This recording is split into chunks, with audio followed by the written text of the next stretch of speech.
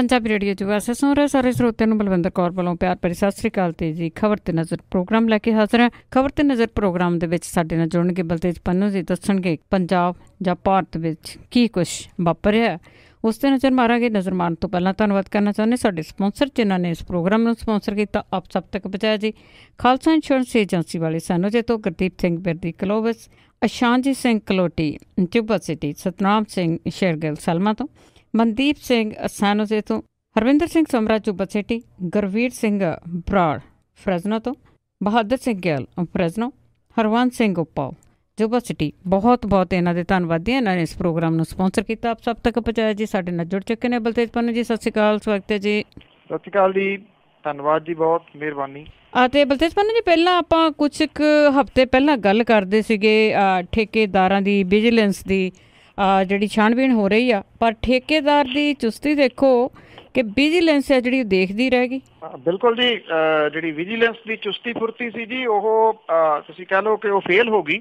और होया इस मामले दे विच जिहड़ा जी की है कि पंजाब सिंचाई विभाग दे जिहड़े प्रोजेक्ट सीगे ਇਹਦੇ गैर कानूनी तरीकों के नाल टेंडर हासिल करने की विजिलेंस ब्यूरो के वालों जांच की जा रही थी, पर ਇਹਦਾ ਜਿਹੜਾ मुख मुलजम है गुरिंदर सिंह भापा ਉਹ ਫਰਾਰ ਹੈ ਇਸ ਵੇਲੇ।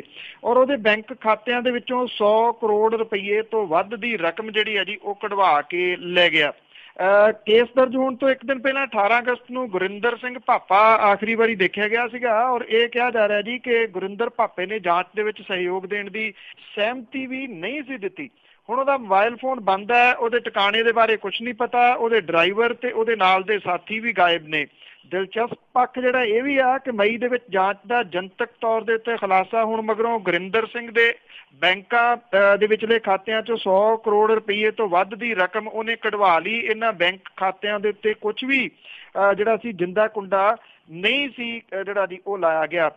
ਜਿਹੜੇ ਇਹਦੇ ਉੱਤੇ ਔਰ ਇਹਦੇ 8 ਜਣਿਆਂ ਦੇ ਹੋਰ ਬਾਕੀਆਂ ਦੇ ਉੱਤੇ ਕੇਸ ਜਿਹੜਾ ਜੀ ਉਹ ਦਰਜ ਕੀਤਾ ਗਿਆ ਸੀ, ਜਿਹਦੇ ਉੱਤੇ ਸਰਕਾਰੀ ਖਜ਼ਾਨੇ ਨੂੰ ਕਰੋੜਾਂ ਰੁਪਏ ਦਾ ਰਗੜਾ ਲਾਉਣ ਦਾ ਜਿਹੜਾ ਜੀ ਉਹ ਦੋਸ਼ ਸੀਗਾ।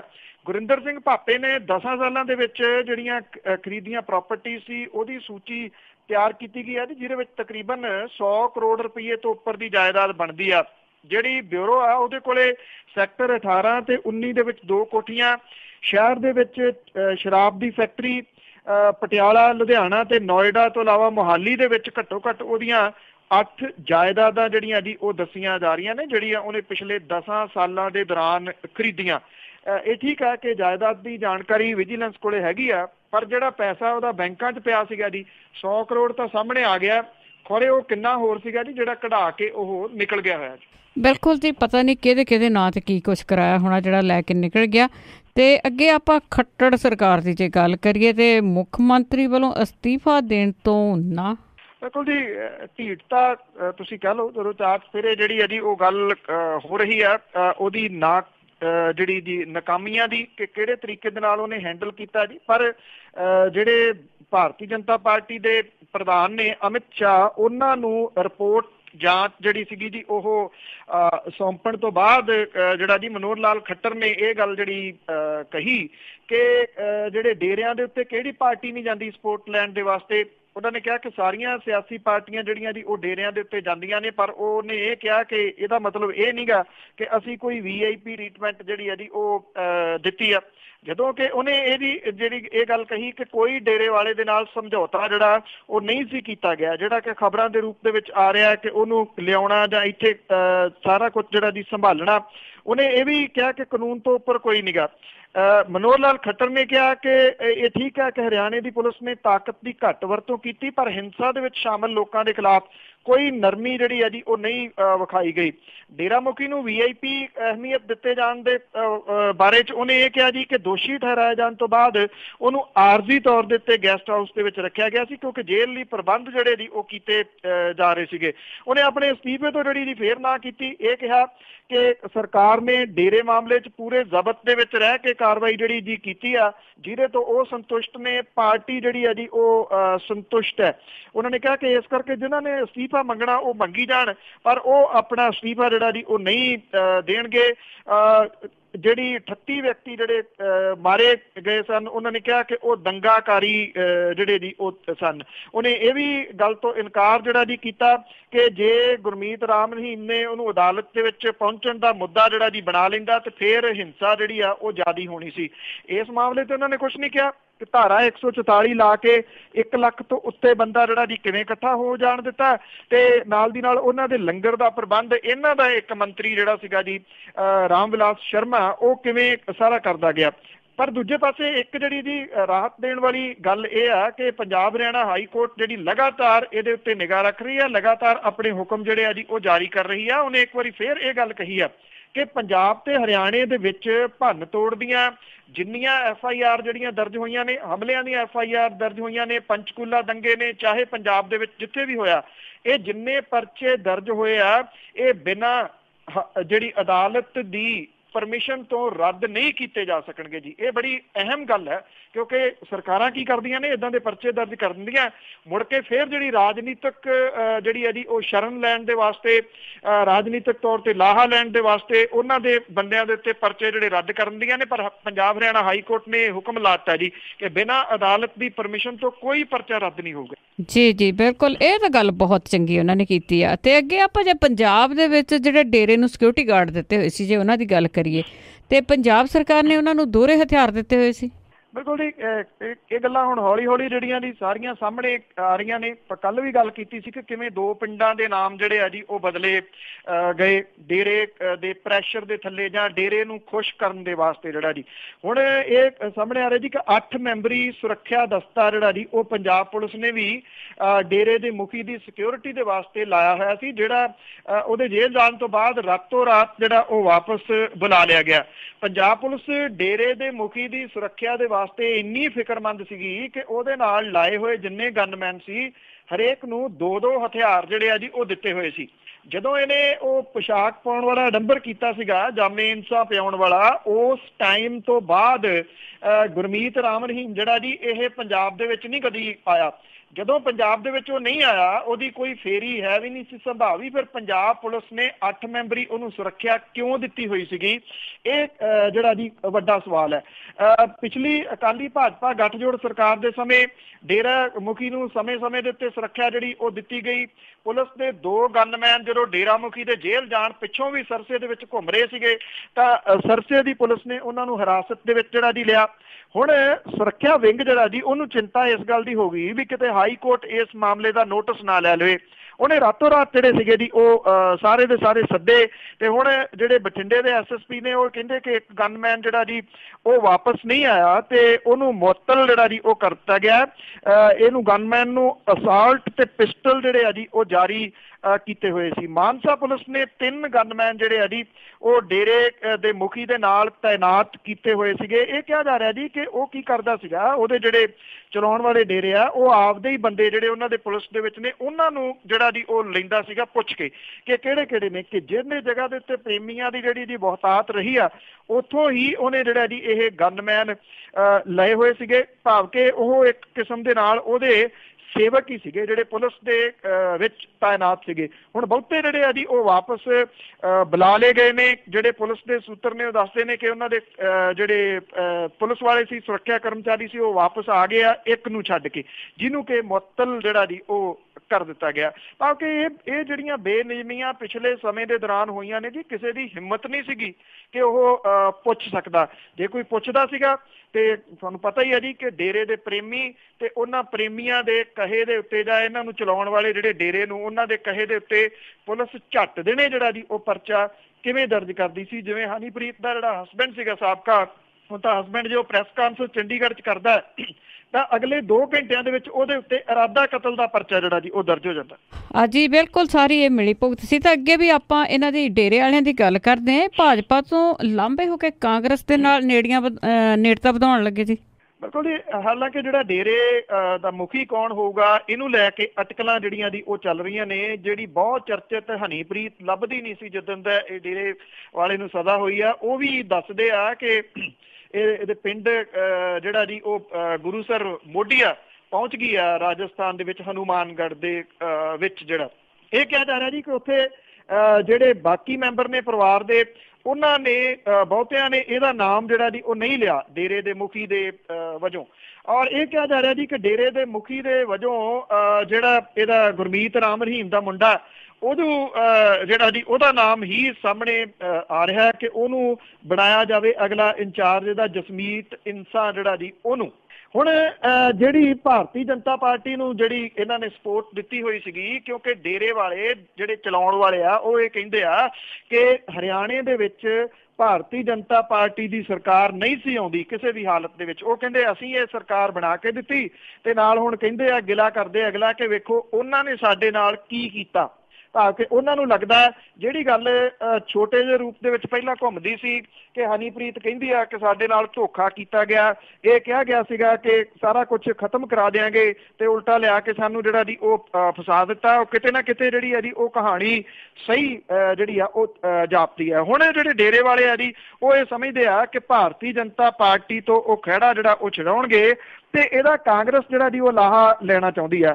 ਜੇ ਦੇਖਿਆ ਜਾਵੇ ਤਾਂ ਚਾਹੇ ਉਹ ਕਾਂਗਰਸ ਹਰਿਆਣੇ ਦੀ ਆ ਚਾਹੇ ਪੰਜਾਬ ਦੀ ਆ, ਹਰਿਆਣੇ ਵਾਲੀ ਕਾਂਗਰਸ ਲਗਾਤਾਰ ਹਮਲੇ ਜਿਹੜੇ ਆ ਜੀ ਉਹ ਕਰ ਰਹੀ ਆ, ਪਰ ਉਹ ਹਮਲੇ ਕਰ ਰਹੀ ਆ ਮਨੋਹਰ ਲਾਲ ਖੱਟਰ ਦੇ ਉੱਤੇ, ਭਾਜਪਾ ਸਰਕਾਰ ਦੇ ਉੱਤੇ।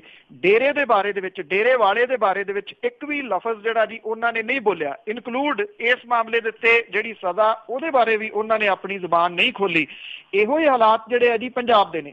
ਪੰਜਾਬ ਦੇ ਵਿੱਚ ਵੀ ਜਿਹੜੇ ਆ ਜੀ ਉਹ ਉੱਥੋਂ ਦੀ ਖੱਟਰ ਸਰਕਾਰ ਦੇ ਉੱਤੇ ਤਾਂ ਗੱਲ ਕੀਤੀ ਜਾ ਰਹੀ ਹੈ, ਹਿੰਸਾ ਦੀ ਗੱਲ ਜਿਹੜੀ ਆ ਉਹ ਕੀਤੀ ਜਾ ਰਹੀ ਹੈ, ਨੁਕਸਾਨ ਦੀ ਭਰਪਾਈ ਦੀ ਗੱਲ ਕੀਤੀ ਜਾ ਰਹੀ ਆ।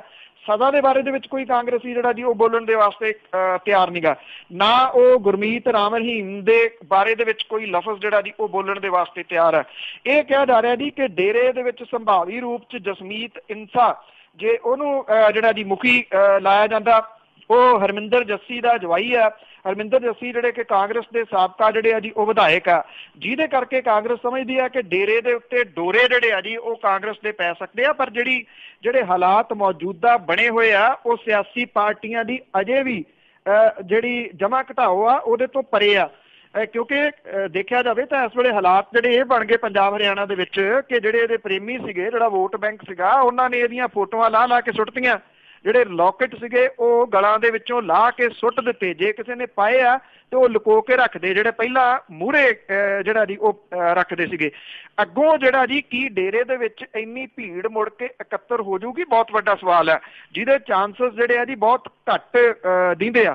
ਇੱਕ ਦੂਜੀ ਗੱਲ ਇਹ ਕਿ ਕੀ ਇਹ ਸਾਰਾ ਕੁਝ ਚੱਲਦਾ ਰਹੂਗਾ ਕਿ ਡੇਰਾ ਜਿਵੇਂ ਜੋ ਕੁਝ ਕਰਦਾ ਸੀ 12 ਤਰੀਕ ਨੂੰ ਬਾਬਾ ਜੀ ਫੈਸਲਾ ਕਰਨਗੇ, 14 ਨੂੰ ਕਰਨਗੇ, 15 ਨੂੰ ਕਰਨਗੇ, ਊਠ ਦੇ ਬੁੱਲ ਵਾਂਗੂ ਸਾਰੀਆਂ ਸਿਆਸੀ ਪਾਰਟੀਆਂ ਉਹਦੇ ਵੱਲ ਵੇਖਦੀਆਂ ਸੀ ਕਿ ਕਦੋਂ ਜਿਹੜਾ ਜੀ ਇਹ ਡਿੱਗੂਗਾ ਇਹ ਬੁੱਲ ਜਿਹੜਾ। ਤਾਂ ਉਹ ਹਾਲਾਤ ਮੁੜ ਕੇ ਜਿਹੜਾ ਬਣ ਜਾਣਗੇ, ਕੀ ਉਹ ਕਿਸੇ ਨੂੰ ਸਿਆਸੀ ਤੌਰ ਦੇ ਉੱਤੇ ਓਪਨਲੀ ਕਦੀ ਸਪੋਰਟ ਕਰ ਸਕੂਗਾ? ਇਹ ਬਹੁਤ ਵੱਡਾ ਸਵਾਲੀਆ ਚਿੰਨ੍ਹ ਹੈ। ਉਹਦੀ ਸਲਤਨਤ ਜਿਹੜੀ ਹੈ ਜੀ ਇੱਕ ਵਾਰੀ ਤਾਂ ਪੰਜਾਬ ਹਰਿਆਣਾ ਹਾਈ ਕੋਰਟ ਦੇ ਹੁਕਮਾਂ ਕਰਕੇ ਤਬਾਹ ਹੋਣ ਕੰਢਿਆ। ਜਿਹੜੇ ਉਹਦੇ ਨਾਮ ਚਰਚਾ ਘਰ ਤੇ ਡੇਰੇ ਸੀਗੇ ਉਹ ਪੰਜਾਬ ਦੇ ਵਿੱਚ ਤੇ ਹਰਿਆਣੇ ਦੇ ਵਿੱਚ ਸਾਰੇ ਸੀਲ ਹੋ ਗਏ ਆ। ਜਿੰਨੀ ਦੇਰ ਤੱਕ ਮੁਆਵਜ਼ੇ ਵਾਲੇ ਕੇਸ ਨਹੀਂ ਨਿਬੜਦੇ ਇਹ ਸੀਲ ਜਿਹੜੀ ਆ ਜੀ ਉਹ ਲੱਥਣੀ ਨਹੀਂ। ਤੇ ਜਦੋਂ ਉਹ ਇਕੱਤਰ ਨਹੀਂ ਹੋ ਸਕਣਗੇ ਕਿਸੇ ਜਗ੍ਹਾ ਦੇ ਉੱਤੇ ਤੇ ਫਿਰ ਉਹ ਕਿਵੇਂ ਇੱਕ ਵੋਟ ਬੈਂਕ ਦੇ ਰੂਪ ਦੇ ਵਿੱਚ ਦੁਬਾਰਾ ਉੱਭਰਨਗੇ, ਇਹ ਸਮਝ ਤੋਂ ਪਰੇ ਵਾਲੀ ਗੱਲ ਆ। ਪਰ ਸਿਆਸੀ ਪਾਰਟੀਆਂ ਨੂੰ ਇਹ ਲੱਗਦਾ ਕੋਈ ਗੱਲ ਨਹੀਂ, ਇਹ ਟੈਂਪਰੇਰੀ ਆ, ਡੇਰਾ ਫੇਰ ਜਿਹੜਾ ਜੀ ਉੱਭਰੂਗਾ ਤੇ ਅਸੀਂ ਵੋਟਾਂ ਵਾਸਤੇ ਫੇਰ ਉੱਥੇ ਜਾਵਾਂਗੇ। ਬਿਲਕੁਲ ਜੀ, ਕੋਸ਼ਿਸ਼ਾਂ ਪੂਰੀਆਂ ਆ। ਤੇ ਅੱਗੇ ਇੱਕ ਖੁਲਾਸਾ ਹੋਇਆ ਕਿ 500 ਤੇ 1000 ਦੇ ਨੋਟ 99% ਕਵਰ ਹੋ ਗਏ। ਇਹ RBI ਦੇ ਜਿਹੜੇ ਅੰਕੜੇ ਨੇ ਜੀ ਉਹਨੇ ਬਹੁਤ ਵੱਡੇ ਸਵਾਲੀਆ ਚਿੰਨ੍ਹ ਜਿਹੜੇ ਆ ਉਹ ਖੜੇ ਕਰ ਦਿੱਤੇ ਆ ਜੀ। ਇਹ ਸਵਾਲੀਆ ਚਿੰਨ੍ਹ ਇਸ ਕਰਕੇ ਖੜੇ ਹੋ ਗਿਆ ਕਿ ਪਿਛਲੀ 15 ਅਗਸਤ ਨੂੰ ਲਾਲ ਕਿਲੇ ਤੋਂ ਭਾਸ਼ਣ ਦੇ ਦੌਰਾਨ ਪ੍ਰਧਾਨ ਮੰਤਰੀ ਨਰਿੰਦਰ ਮੋਦੀ ਹੋਰਾਂ ਨੇ ਦਾਅਵਾ ਜਿਹੜਾ ਕੀਤਾ ਸੀਗਾ ਕਿ ਨੋਟਬੰਦੀ ਕਰਕੇ ਉਹਨਾਂ ਨੇ ਬਹੁਤ ਵੱਡੀ ਸੱਟ ਜਿਹੜੀ ਆ ਜੀ ਉਹ ਬਲੈਕ ਮਨੀ ਨੂੰ ਮਾਰੀ ਆ। ਪਰ ਜਿਹੜੀ RBI ਦਾ ਦਾਅਵਾ ਜੀ ਉਹ ਕਹਾਣੀ ਹੋਰ ਕਹਿੰਦਾ। ਉਹ ਕਹਿੰਦਾ ਕਿ 500 ਤੇ 1000 ਦੇ ਜਿਹੜੇ ਪੁਰਾਣੇ ਨੋਟ ਸੀ 99% 99% ਨੋਟ ਬੈਂਕਾਂ ਦੇ ਵਿੱਚ ਜਿਹੜੇ ਆ ਜੀ ਉਹ ਵਾਪਸ ਆ ਗਏ ਆ। 8 ਨਵੰਬਰ ਤੋਂ ਬਾਅਦ ਹੁਣ ਤੱਕ ਬੰਦ ਕੀਤੇ ਗਏ ਨੋਟ ਜਮ੍ਹਾਂ ਹੋਣ ਸੰਬੰਧੀ ਅੰਕੜੇ ਜਾਰੀ ਕਰਨ ਤੋਂ ਬਚਦੀ ਆ ਰਹੀ ਰਿਜ਼ਰਵ ਬੈਂਕ ਆਫ ਇੰਡੀਆ ਨੇ 16-17 ਦੀ ਸਾਲਾਨਾ ਰਿਪੋਰਟ ਦੇ ਵਿੱਚ ਦਾਅਵਾ ਕਰਤਾ ਹੈ ਕਿ ਪੁਰਾਣੇ ਨੋਟਾਂ ਦੇ ਉੱਤੇ ਆਧਾਰਿਤ ਕੋਈ 15 ਲੱਖ ਕਰੋੜ ਰੁਪਏ ਦੀ ਰਾਸ਼ੀ ਬੈਂਕਾਂ 'ਚ ਵਾਪਸ ਆ ਗਈ ਹੈ ਤੇ 16,000 ਕਰੋੜ ਦੀ ਰਾਸ਼ੀ ਜਿਹੜੀ ਹੈ ਜੀ बाहर है। और सिर्फ 16,000 करोड़ की और 15 लाख करोड़ की राशि जी आ गई हुई है। और पिछले साल 8 नवंबर को 500 दे कोई 17,500 करोड़ ते 1000 दे कोई 600 ते 90 करोड़ दे करीब जिहड़े जी सर्कुलेशन दे विच सीगे नोट। और इन्हां दे विचों कुल जिहड़ी राशि है जी कोई 15.5 लाख करोड़ बनती है। और नोटबंदी तो बाद RBI ने 16-17 दे विच 500 ते 2000 दे नवे नोट छापण दे उत्ते करीब 8,000 करोड़ रुपये जिहड़े आ जी वो खर्च कीते सीगे। और पिछले साल इस काम दे उत्ते तकरीबन 34,500 करोड़ रुपया जिहड़ा जी वो खर्च किया गया। और ये कहा गया जी कि नोटबंदी नाल काले धन ते नकली नोटां नूं ठल पऊगी। पर RBI दा सर्वेखण दे तहत 500 दे 10 लाख नोटां दे पिछे 7.1 नोट ते 1000 दे 10 लाख नोटां दे पिछे 19.1 नोट ही नकली जिहड़े आ जी वो निकले आ। विरोधी धिरां दे कोले एक बहुत वड्डा मुद्दा जिहड़ा जी वो आ गया जिहड़ी कि इन्हां अंकड़िਆਂ ਦੀ ਭਾਲ ਦੇ ਵਿੱਚ ਸੀ। जी ਤੇ ਅੱਗੇ ਆਪਾਂ ਡੇਰੇ ਦੀ ਇੱਕ ਹੋਰ ਗੱਲ ਕਰ ਲਈਏ ਕਿ ਉਸ ਦੇ ਜਿਹੜੇ ਸਾਬਕਾ ਸੇਵਕ ਸੀਗੇ ਉਹਨਾਂ ਨੇ ਕਈ ਹੋਰ ਰਾਜ ਖੋਲੇ।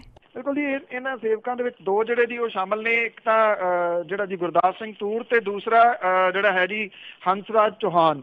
इन्हां ने कल एक प्रैस कानफ्रेंस दे विच जिहड़ियां जी ये गल्लां दस्सियां ने। गुरदास सिंह तूर जिहड़ा जी ਉਹਨੇ ਇਹ ਗੱਲ ਕਹੀ ਹੈ ਕਿ ਜਿਹੜਾ ਡੇਰੇ ਵਾਲਾ ਸੀਗਾ ਇਹਦਾ ਜਿਹੜਾ ਜਨਮ ਹੈ ਅਸਲ ਦੇ ਵਿੱਚ ਇਹ ਕਹਿੰਦਾ ਗੁਰੂਸਰ ਮੋਢੀਆਂ ਰਾਜਸਥਾਨ ਦੇ ਵਿੱਚ ਨਹੀਂ ਹੋਇਆ, ਬਲਕਿ ਉਹਨੇ ਦਸਤਾਵੇਜ਼ ਜਿਹੜੇ ਆ ਜੀ ਉਹ ਪੇਸ਼ ਕੀਤੇ ਆ ਕਿ ਇਹਦਾ ਅਸਲ ਜਨਮ ਜਿਹੜਾ ਜੀ 10 ਜੁਲਾਈ ਨੂੰ ਪਿੰਡ ਕਿੱਕਰ ਖੇੜਾ ਜ਼ਿਲ੍ਹਾ ਫਿਰੋਜ਼ਪੁਰ ਦੇ ਵਿੱਚ ਹੋਇਆ, ਜਿੱਥੇ ਉਹਦੇ ਨਾਨਕੇ ਸੀਗੇ।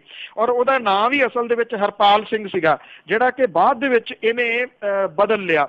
ਔਰ ਉਹ ਕਹਿੰਦਾ ਕਿ ਉਹਨੇ ਆਪੇ ਹੀ ਇਹ ਸਰਟੀਫਿਕੇਟ ਜਿਹੜਾ ਬਦਲ ਲਿਆ ਔਰ 10 ਜੁਲਾਈ ਦੀ ਜਗ੍ਹਾ ਦੇ ਉੱਤੇ 15 ਅਗਸਤ ਜਿਹੜੀ ਸੀ ਉਹ ਤਰੀਕ ਕਰ ਲਈ ਤਾਂ ਕਿ ਲੋਕਾਂ ਨੂੰ ਗੁੰਮਰਾਹ ਕਰ ਸਕੇ ਕਿ ਉਹਦਾ ਜਨਮ ਦੇਖੋ ਜੀ ਆਜ਼ਾਦੀ ਵਾਲੇ ਦਿਨ ਜਿਹੜਾ ਜੀ ਉਹ ਹੋਇਆ। ਔਰ ਇਹਦੇ ਉੱਤੇ ਉਮੀਦ ਹੈ ਜੀ ਕਿ ਕਾਰਵਾਈ ਹੋਊਗੀ ਔਰ ਇਹਦੇ ਸਰਟੀਫਿਕੇਟ ਦੀ ਜਾਂਚ ਜਿਹੜੀ ਆ ਉਹ ਹੋਊਗੀ। ਦੂਜਾ ਜਿਹੜਾ ਹੰਸਰਾਜ ਚੌਹਾਨ ਸੀਗਾ ਉਹਨੇ ਇਹ ਗੱਲ ਜਿਹੜੀ ਆ ਜੀ ਦੱਸੀ ਆ ਕਿ ਇੱਕ ਦਵਾਈ ਦੇ ਰੂਪ ਦੇ ਵਿੱਚ ਉਹਨੂੰ ਬਰਫੀ ਦੀਆਂ 2 ਟਿੱਕੀਆਂ ਖਵਾਈਆਂ ਗਈਆਂ ਜਿਹਨੇ ਕਿ ਉਹਨੂੰ ਸਾਧੂ ਬਣਾ ਦਿੱਤਾ, ਜਿਹਨੂੰ ਉਹ ਕਹਿੰਦਾ ਜੀ ਸਾਧੂ ਬਣਾਉਣਾ ਉਹਨੂੰ ਕਹਿੰਦਾ ਸੀਗਾ, ਜਿਹਨੂੰ ਨਪੁੰਸਕ ਉਹ ਕਰ ਦਿੰਦਾ ਸੀਗਾ।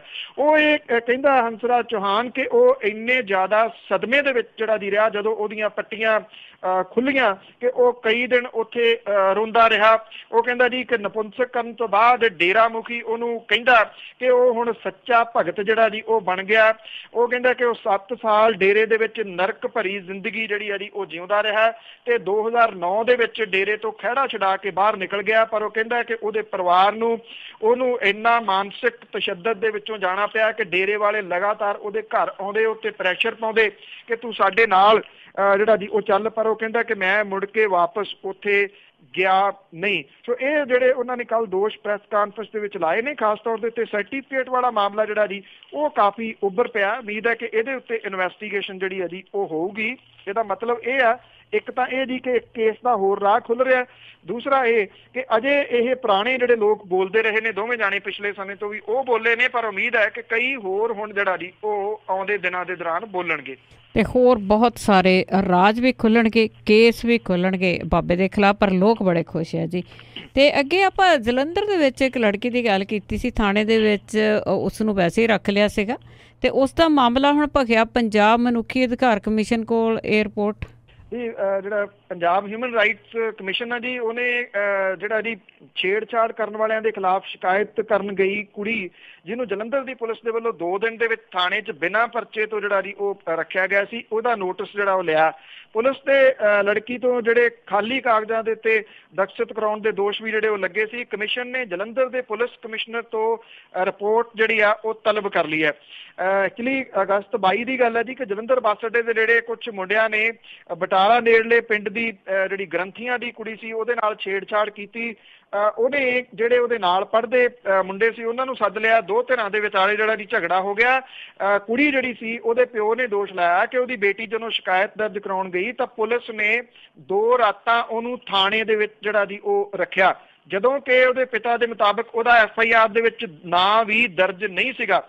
ਪਰ ਪੁਲਿਸ ਨੇ ਉਹ ਤੋਂ ਜਿਹੜੇ ਸੀ ਕੋਰੇ ਪੇਪਰਾਂ ਦੇ ਉੱਤੇ ਸਾਈਨ ਕਰਾ ਲਏ ਔਰ ਬਾਅਦ ਦੇ ਵਿੱਚ ਲੜਕੀ ਤੇ ਉਹਦੇ ਸਾਥੀਆਂ ਦੇ ਖਿਲਾਫ ਜਿਹੜੀ ਜੀ ਇਰਾਦਾ ਕਤਲ ਦੇ ਮਾਮਲਾ ਜਿਹੜਾ ਸੀਗਾ ਉਹ ਦਰਜ ਕਰ ਦਿੱਤਾ ਔਰ ਡਿਊਟੀ ਮੈਜਿਸਟਰੇਟ ਅੱਗੇ ਪੇਸ਼ ਕਰਨ ਲਈ ਦਿੱਤੀ ਫਾਈਲ ਦੇ ਵਿੱਚ ਗਲਤੀ ਨਾਲ ਦਸਤਾਂ ਵਾਲੇ ਕੋਰੇ ਸਟਾਂਪ ਪੇਪਰ ਜਿਹੜੇ ਸੀ ਉਹ ਵੀ ਪੁਲਿਸ ਨੇ ਰੱਖ ਦਿੱਤੇ, ਜਿਹੜੇ ਅਦਾਲਤ ਦੀ ਨਿਗਾਹ ਦੇ ਵਿੱਚ ਜਿਹੜਾ ਜੀ ਉਹ ਪੈ ਗਏ। ਹੁਣ ਉਹਦੇ ਲੜਕੀ ਦੇ ਪਰਿਵਾਰ ਵਾਲੇ ਕਹਿੰਦੇ ਜੀ ਕਿ ਉਹ ਜਿਹੜਾ ਲੜਕਾ ਉਹ ਵੀ ਉਹਨਾਂ ਦੇ ਪਿੰਡ ਤੋਂ ਹੀ ਆ, ਉਹਦੀ ਪੁਲਿਸ ਦੇ ਵਿੱਚ ਜਾਣ ਪਛਾਣ ਹੈ, ਜਿਹਦੇ ਕਰਕੇ ਇਹ ਸਾਰਾ ਮਾਮਲਾ ਜਿਹੜਾ ਜੀ ਉਹ ਹੋਇਆ। ਹੁਣ ਪੰਜਾਬ ਜਿਹੜਾ ਮਨੁੱਖੀ ਅਧਿਕਾਰ ਕਮਿਸ਼ਨ ਹੈ ਜੀ ਉਹਨੇ ਇਹ ਸਾਰੀ ਜਿਹੜੀ ਇਹਦੀ ਰਿਪੋਰਟ ਮੰਗ ਲਈ ਹੈ ਤੇ ਜਿਹੜੀ ਜਲੰਧਰ ਦੀ ਪੁਲਿਸ ਹੈ ਜੀ ਉਹਨੂੰ ਇਸ ਮਾਮਲੇ ਦੇ ਵਿੱਚ ਹੱਥਾਂ ਪੈਰਾਂ ਦੀ ਪਈ ਹੋਈ ਹੈ। ਖਾਸ ਤੌਰ ਦੇ ਉੱਤੇ ਜਿਹੜਾ ਪ੍ਰਨੋਟ ਖਾਲੀ ਦੇ ਉੱਤੇ ਉਹਨਾਂ ਨੇ ਸਾਈਨ ਜਿਹੜੇ ਕਰਵਾ ਲਏ ਸੀਗੇ ਕਿ ਕੱਲ ਨੂੰ ਕਿਸੇ ਕਿਸਮ ਦੀ ਕੋਈ ਮੁਸ਼ਕਲ ਪੇਸ਼ ਨਾ ਆਵੇ ਜੀ।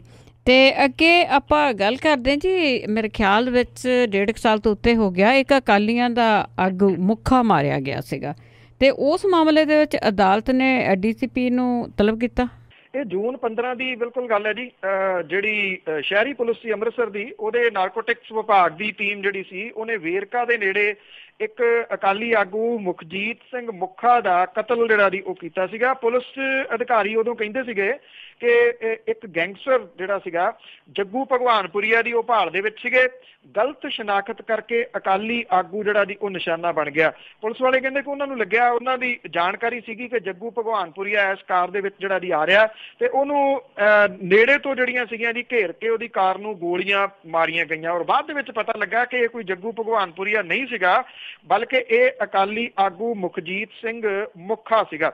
ਹੁਣ ਅਦਾਲਤ ਨੇ ਜਿਹੜਾ ਜੀ ਇਹਦਾ ਨੋਟਿਸ ਲਿਆ ਕਿਉਂਕਿ ਇਹਦੇ ਉੱਤੇ ਜਿਹੜੇ ਨਾਮਜ਼ਦ ਕੀਤੇ ਗਏ ਪੁਲਿਸ ਵਾਲੇ ਸੀਗੇ 8 ਦੇ ਕਰੀਬ, ਜਿਹਦੇ ਚ ਇੰਸਪੈਕਟਰ ਤੇ ਬਾਕੀ ਜਿਹੜਾ ਦੀ ਸ਼ਾਮਲ ਹੈ, ਉਹਨਾਂ ਦੇ ਨਾਮ ਜਿਹੜੇ ਆ ਜੀ ਜਿਹੜੀ ਸਿੱਟ ਬਣਾਈ ਸੀ ਉਹਨੇ ਲਏ ਸੀਗੇ ਔਰ ਉਹਦੇ ਵਿੱਚ ਉਹਨਾਂ ਦੇ ਨਾਮ ਜਿਹੜੇ ਸ਼ਾਮਲ ਕੀਤੇ ਗਏ ਪਰਚੇ ਦੇ ਵਿੱਚ। ਹੁਣ ਜਿਹੜੀ ਅਦਾਲਤ ਹੈ ਉਹਨੇ ਇਸ ਮਾਮਲੇ ਦੇ ਵਿੱਚ DCP ਜਿਹੜੇ ਉਦੋਂ ਦੇ ਮੌਜੂਦਾ DCP ਸੀ ਪਰਮਪਾਲ ਸਿੰਘ ਹੁਰੀ, ਉਹਨਾਂ ਨੂੰ ਤਲਬ ਜਿਹੜਾ ਜੀ ਉਹ ਕੀਤਾ ਕਿਉਂਕਿ ਮੁੱਖਾ ਦੇ ਪਰਿਵਾਰ ਵਾਲੇ ਜਿਹੜੇ ਆ ਜੀ ਇਹ ਜਿਹੜਾ ਸਿਰਫ ਮੁਲਾਜ਼ਮਾਂ ਤੇ ਪਰਚੇ ਦਰਜ ਹੋ ਗਏ ਸੀਗੇ ਉਹਦੇ ਤੋਂ ਸੰਤੁਸ਼ਟ ਨਹੀਂ ਸੀ। ਉਹ ਕਹਿੰਦੇ ਕਤਲ ਦਾ ਮਾਮਲਾ ਜਿਹੜਾ ਜੀ ਉਹ ਦਰਜ ਕੀਤਾ ਜਾਵੇ ਇਹਨਾਂ ਪੁਲਿਸ ਵਾਲਿਆਂ ਦੇ ਉੱਤੇ। ਹੁਣ ਵੇਖਣਾ ਇਹ ਹੋਊਗਾ ਕਿ DCP ਜਿਹੜੇ ਨੇ ਜੀ ਉਹ ਪੇਸ਼ ਹੋ ਕੇ ਕਿਹੋ ਜਿਹਾ ਬਿਆਨ ਇਸ ਮਾਮਲੇ ਦੇ ਵਿੱਚ ਦਿੰਦੇ ਆ। ਚਰਚਾਵਾਂ ਉਸ ਟਾਈਮ ਦੇ ਉੱਤੇ ਵੀ ਵੱਡੇ ਪੱਧਰ ਦੇ ਉੱਤੇ ਜਿਹੜੀਆਂ ਰਹੀਆਂ ਸਨ ਕਿਉਂਕਿ ਸਰਕਾਰ ਉਦੋਂ ਜਿਹੜੀ ਸੀ ਇਹ ਕਿਹਾ ਜਾ ਰਿਹਾ ਕਿ ਕਿਸੇ ਇੱਕ ਵੱਡੇ ਜਿਹੜਾ ਜੀ ਆਗੂ ਦੇ ਬਾਰੇ ਦੇ ਵਿੱਚ ਮੁੱਖਾ ਜਿਹੜਾ ਸੀਗਾ ਜੀ ਉਹ ਕੋਈ ਖੁਲਾਸਾ ਕਰ ਸਕਦਾ ਸੀਗਾ ਡਰੱਗ ਵਾਲੇ ਮਾਮਲੇ ਦੇ ਵਿੱਚ, ਜਿਹਦੇ ਕਰਕੇ ਇਹ ਕਿਹਾ ਗਿਆ ਸੀਗਾ ਕਿ ਸ਼ਾਇਦ ਜਿਹੜਾ ਜੀ ਉਹ ਕਤਲ ਹੋਇਆ। ਵੇਖਣਾ ਹੋਊਗਾ ਕਿ ਅਦਾਲਤ ਦੇ ਮੂਹਰੇ ਇਹ ਸੱਚ ਆ ਸਕਦਾ ਜਾਂ ਨਹੀਂ ਜੀ। ਬਹੁਤ ਬਹੁਤ ਤੁਹਾਡਾ ਧੰਨਵਾਦ ਬਲਤੇਜ ਪੰਨੂ ਜੀ। ਮਿਹਰਬਾਨੀ ਜੀ, ਧੰਨਵਾਦ ਜੀ, ਸਤਿ ਸ਼੍ਰੀ ਅਕਾਲ। ਸਤਿ ਸ਼੍ਰੀ ਅਕਾਲ ਜੀ। ਤੇ ਸਰੋਤੇ ਸਨ ਬਲਤੇਜ ਪੰਨੂ ਜੀ ਜੋ ਸਾਡੇ ਨਾਲ ਜੁੜਦੇ ਨੇ, ਕਰਦੇ ਨੇ ਖਬਰਾਂ। ਇਸੇ ਦੇ ਨਾਲ ਅੱਜ ਦੀਆਂ ਖਬਰਾਂ ਦਾ ਬੁਲਟਨ ਇੱਥੇ ਹੀ ਸਮਾਪਤ। ਬਲਵਿੰਦਰ ਕੌਰ ਵੱਲੋਂ ਵੀ ਆਪ ਸਭ ਨੂੰ ਹੀ ਪਿਆਰ ਭਰੀ ਸਤਿ ਸ਼੍ਰੀ ਅਕਾਲ।